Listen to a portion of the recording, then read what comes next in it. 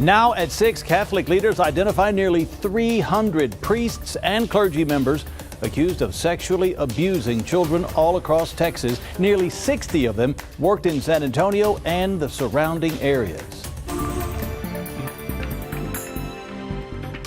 Good evening, I'm Jeff Brady. It is the bombshell report many have been anticipating now for months.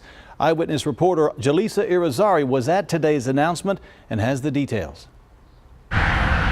We did not act in a timely manner, realizing the magnitude and the gravity of the damage done to so many lives. Archbishop Gustavo Garcia Sierra described the release of this report as a new commitment to holiness and justice. We acknowledge as an ecclesial community that we were not where we should have been. There are dozens of credible allegations in this report, but according to the Archdiocese, there are none from 2010 to present. There were 2 from 2000 and 2009. Both of those priests were removed and prosecuted.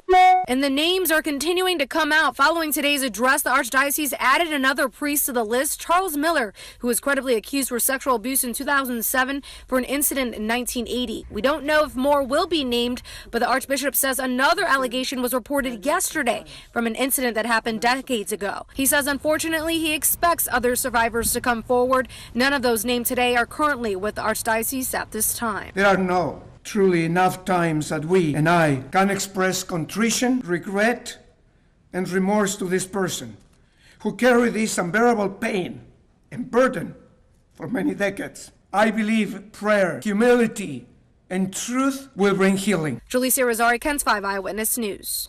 And tonight, Bexar County District Attorney Joe Gonzalez is telling us what happens next now that these allegations from the Catholic Church have been made public. In a statement, Gonzalez said that law enforcement will have to investigate these cases like any other crime before they can be filed with the DA's office. Gonzalez also noted that many of the cases may be beyond the statute of limitations and that any crime that happened before September 1987 probably cannot be prosecuted because it's just too old of an alleged offense. Gonzalez added, quote, "Our hands are tied if the law says that these cases are beyond the statute of limitations. I would hope that those individuals would avail themselves of counseling and do what they need to do to feel some closure," end quote.